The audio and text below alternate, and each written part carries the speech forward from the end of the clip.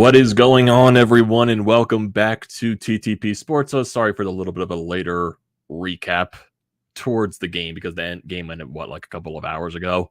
So, yeah, it was a very weird game. I was out all day, but I still managed to, go onto my team's app on my phone, or when we were at the restaurant, managed to, watch the television that did have the Phillies game on it.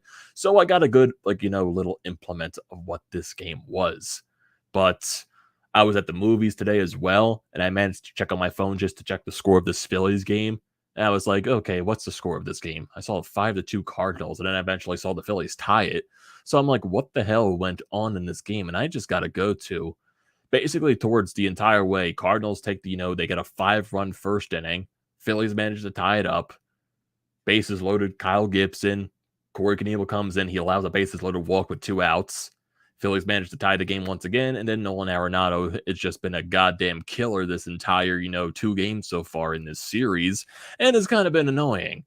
But my major takeaway from this entire game, what the fuck is wrong with Kyle Gibson?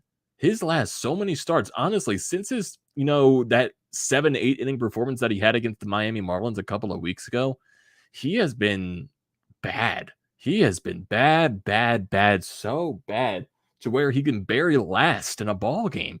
He went longer than his outing in San Diego, but I know this outing in San Diego, he barely lasted 2 innings. But this game, the first inning, what the hell? Like, what the hell was that blow up with 2 outs?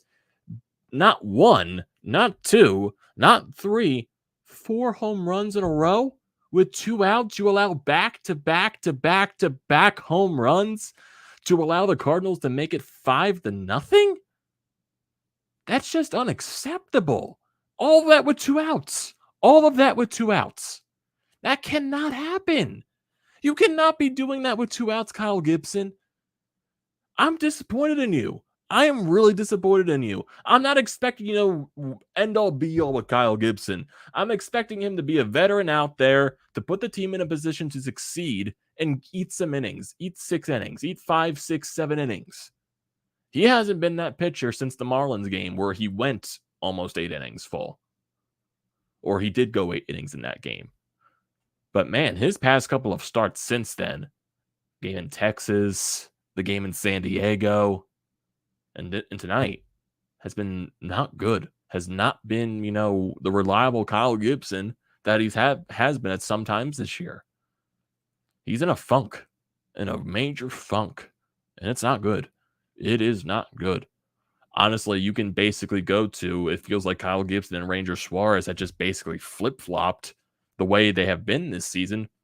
Ranger Suarez early on was, the guy that couldn't last that long into the ball game, and he has been a lot better in his past couple of starts. But Kyle Gibson, in his past couple of starts in the beginning of the year, he was fine in the beginning of the year. He was able to eat some innings. As recently, no, it's not even possible for Kyle Gibson. He is going through a major struggle right now. It is very frustrating to watch because now you are tied in this series at 1 game apiece, and you have to go tomorrow night, ESPN. It's going to be a tough pitching matchup. You're going to have Zack Wheeler for you, your ace, on the mound looking to bounce back from his past, sluggish couple of starts, going up against Adam Wainwright. Adam Wainwright may be 40 years old, but he's still, is putting up some pretty good numbers in baseball this year. So, yeah, that's going to be a very tough contest tomorrow, and you got to win the series. You need to. You cannot lose this series to St. Louis. And, yeah, the Phillies definitely were in position to win this game, most definitely. The runs, they managed to tie this ball game up. The offense was good trying to come back into this ball game. They just couldn't find that, edge to go over. They just couldn't. Phillies bullpen only gave up 2 runs, but they were 2 crucial runs. Corey Knebel, for some reason, with 2 outs, he was perfectly fine in getting the first 2 outs, but the guy with 2 outs that he was facing, for some reason, he just lost his command and then walked the guy, but then he managed to get the next guy out. Jose Alvarado, surprisingly, had a clean inning. Bilotti had a clean inning as well. Brad Hand, same thing. Sir Anthony Dominguez, probably Sir Anthony Dominguez hung a slider against Nolan Arenado. At this point, why are you just pitching to this guy? Because he's just literally hitting everything possible at this point. That's 3 home runs for him in the series, and he had a cycle yesterday. At this point, just don't pitch to him. Basically, at this point, let the rest of the Cardinals lineup do their damage, but still. I don't know. I don't know. It just, I'm really disappointed in Kyle Gibson. I think that is the major thing that I am taking away from this game. Offense scored 6 runs. That should be enough to win you a ball game. But yeah, I would also put it to the offense. Put some more runs on the board later in the ball game when you're tied at 6. You got to do that. Because when you go into this first inning, okay, Kyle Gibson gets the first 2 guys out. But then once again, basically a replication of yesterday, Paul Goldschmidt gets a 2-out single. Then Nolan Arenado hit the 2-run shot, making it a 2-0 ball game. And then basically Kyle Gibson, for some reason, couldn't get the next 3 guys out. Nolan Arenado goes deep. Gorman goes deep on a 2-1 count. Then you get a 1-2 count to Yepez. He goes deep, makes it 4-0. And then Carlson, 1-0 count. He goes deep. This is all with 2 outs. This is unacceptable. You should not be allowing 4 home runs in a row. No, you should not be doing that. 5-0 lead for the Cardinals in the first inning. It just can't happen. It cannot happen at all. But the Phillies managed to fight their way back. We go into the bottom of the second inning. Alec Bohm triples. Matt Vierling didn't hit the sac fly. Scores Bohm. Dubal Herrera reaches it in on an infield single. Then Munoz doubles. So you get second and third for Bryce and Stott. He gets an infield single, scores Herrera, makes it 5-2. Kyle Schwarber and Rhys Hoskins both get out, so no more runs happen there. But the Phillies managed to tie it in the bottom of the third inning. JT gets on with a single. Alec Bohm gets a single, moves JT to third base. Matt Vierling hits his second sac fly of the day, makes it 5-3. Odubel Herrera gets a single. So you got Bohm to third base. So you get another first and third situation. Cardinals go to the bullpen.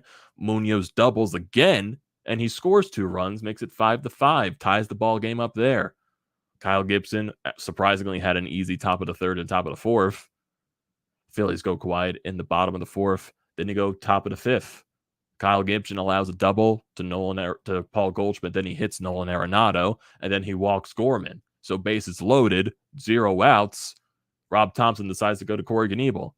Yepez pops up on the first pitch. Then he managed to strike out Dylan Carlson.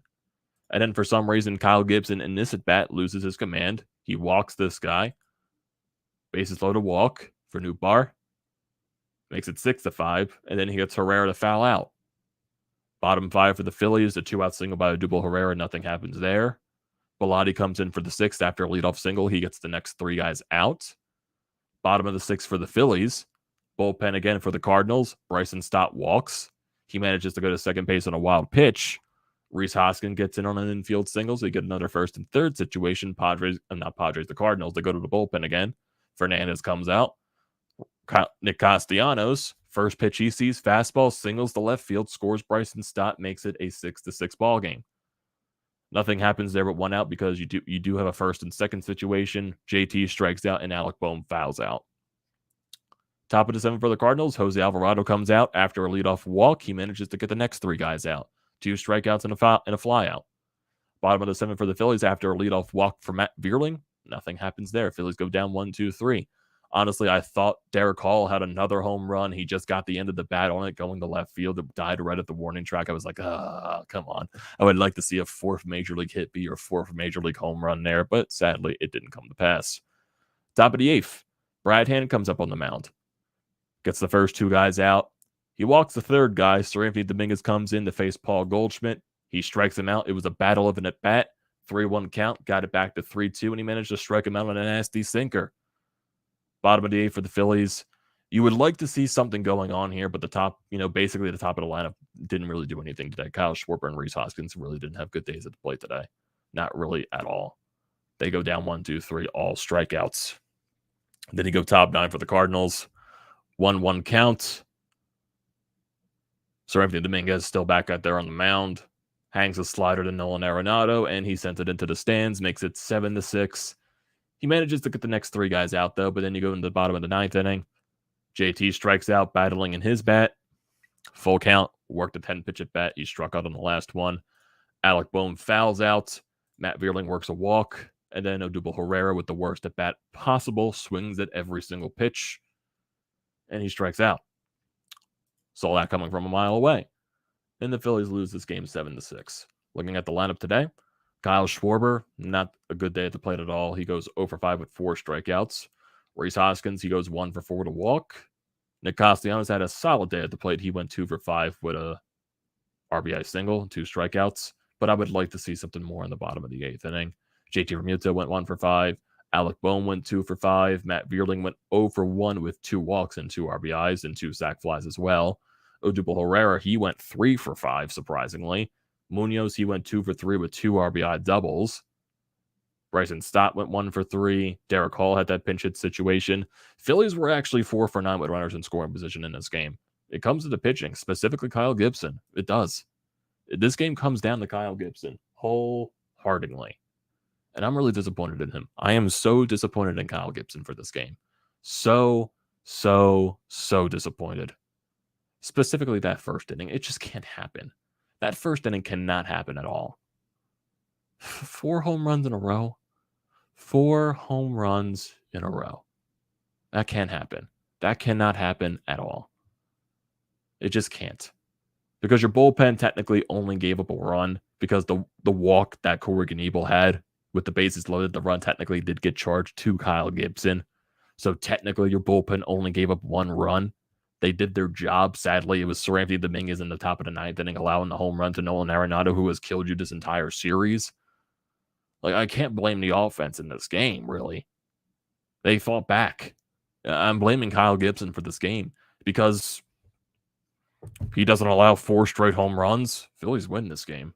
The Phillies win this game. Honestly, this is all on Kyle Gibson for that terrible first inning. I just don't understand how you allow 4 straight home runs with 2 outs. Like, how is that even physically possible? How is that physically possible that you can't get 4 straight guys out? Or 5 straight, actually, because of the Paul Goldschmidt single. It's got to be different tomorrow. Tomorrow needs to be different. Zack Wheeler needs to go out there and have a game of his life. I know the past couple of games haven't been the best for Zack Wheeler, Texas, and the Braves, but he needs to be really good tomorrow. He needs to have a major bounce back game. The Phillies need to win tomorrow. And the offense needs to find a way to continue to doing what they're doing in these past 2 games. I know going up against Adam Wainwright is going to be difficult. It is. It definitely is. Just looking at tomorrow's matchup entirely. So for the Cardinals, like I said, it's going to be, if I can find this, here we go. Zack Wheeler, 6-4 in the season with a 2.89 ERA, a 1.10 WHIP.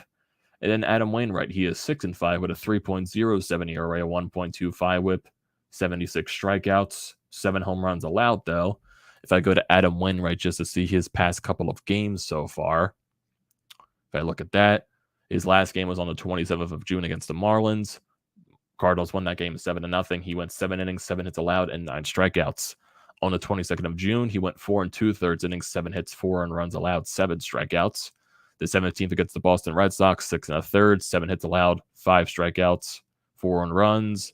Against the Reds on the 11th, 7 innings, 8 hits, 3 earned runs, 7 strikeouts. Against the Cubs, 7 innings, 9 hits, 0 strikeouts, surprisingly, 2 earned runs. He's won what it looks like 4 out of his last 5 starts. I would assume so, or most likely some of those are no decisions, I would assume. But still. And looking at his stats on the road, actually, I want to see this. So he started this year on the road. He's actually a better pitcher on the road this year, surprisingly.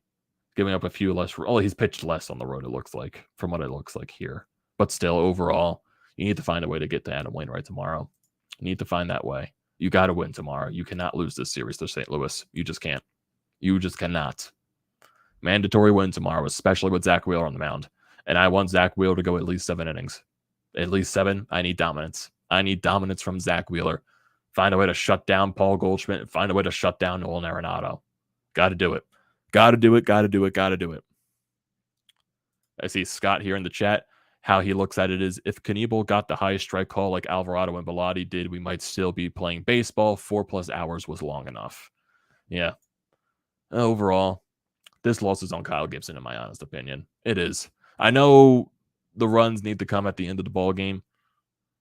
It's just really Kyle Gibson. He needs to be way better. You cannot be giving up back-to-back home runs in the top of the first inning to start the game. You just can't be doing that.